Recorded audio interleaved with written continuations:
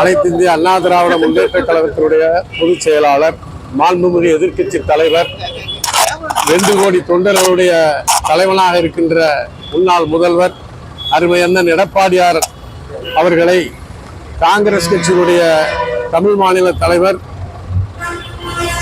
மிகவும் இழிவாக பேசியிருக்கிறார். அவர் இழிவாக பேசிவிட்டு நாங்கள் ஏதோ பேசியது போல சொல்லுகிறார். அவருடைய பேச்சின் வாயிலாக எங்களுடைய பொதுச் செயலாளர் பதில் சொன்னாரே தவிர நாகரிகமற்று அவர்களை போல் செய்யவில்லை. சரி, அது தலைவர்கள் மேடையில பேசிக்கொண்டார்கள்.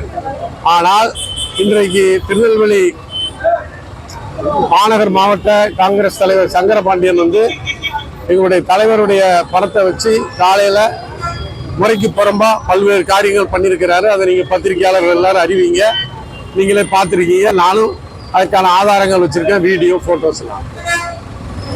இது போன்ற நாகரிக செயல்களை தடுக்க வேண்டும். அவர் ஒரு முன்னாள் முதல்வர். செல்வ பெருந்தகை சொல்லியிருக்கிறார், காலில் விழுந்து பதவி வாங்கியவர் எடப்பாடி என்று. எடப்பாடியார் காலில் விழுந்து பதவி வாங்கினார் என்று சொன்னால், நீங்கள் உங்களை போன்ற அவர் 10 கட்சிக்கு தாவி காலில் விழுந்து பதவி வாங்கவில்லை.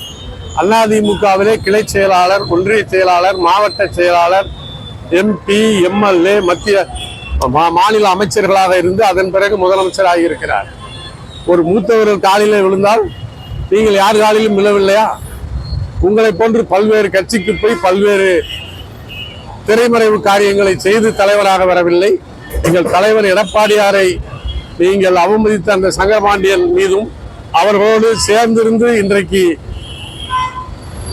யார் யாரெல்லாம் அந்த தவறை செய்தார்களோ அவர்கள் மீதும் காவல்துறை நடவடிக்கை எடுக்க வேண்டும்.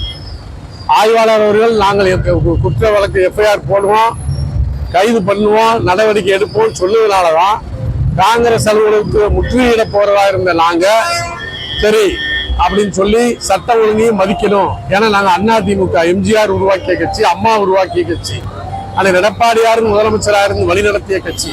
சட்டத்தை மதிச்சு அவங்க மேல வழக்கு போடணும், உரிய நடவடிக்கை எடுக்கணும். அப்படி எடுக்க தவறினால் என் தலைவன் எடப்பாடியாரிடம் அனுமதி பெற்று மிகப்பெரிய ஆர்ப்பாட்டம், போராட்டத்தை செய்வோம். உடனடியாக FIR போடணும். அதனால அந்த பெட்டிஷனை நான் பாளையங்குட்ட இன்ஸ்பெக்டர் இங்கே கொடுக்கேன். பெட்டிஷன்